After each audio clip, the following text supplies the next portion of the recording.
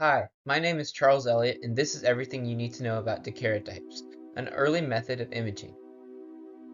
Here's one of the daguerreotypes on display on the fourth floor of the Camp Museum.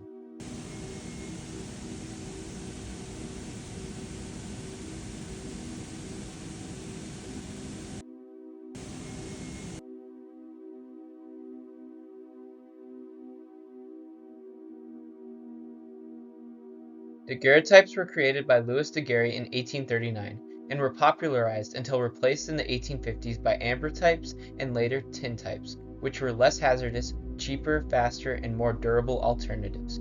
Daguerreotypes, unlike the photography methods that followed, were positive images, meaning that the image itself was non-inverted and displayed the subject's colors directly.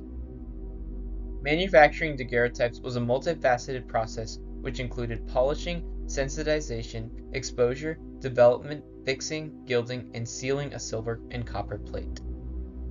Daguerreotypes consisted of a thin silver surface along a thicker copper plate. In order to prime this surface, the silver was delicately polished to be as mirror-like as possible, giving best results for image capture. This picture shows that even though there's a glass layer as well, just how reflective the surface is.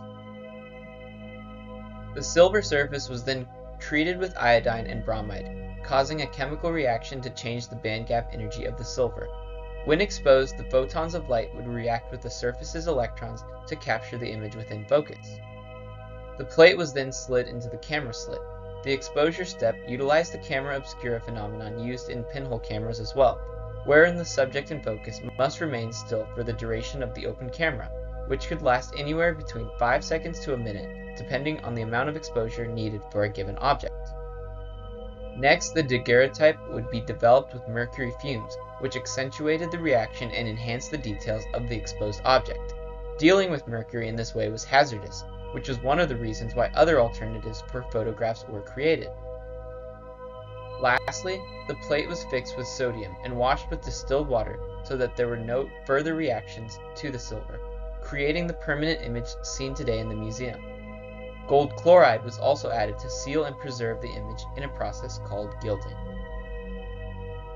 One reason I decided to talk about daguerreotypes was because they caught my eye as I walked by their display. This is due to the specular property of the silver surface.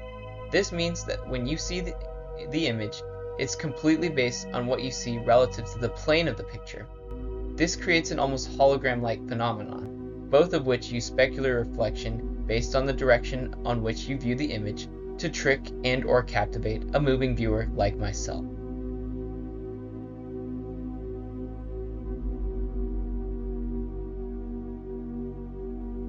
As you can see in the video. Thank you, and I hope you learned something today.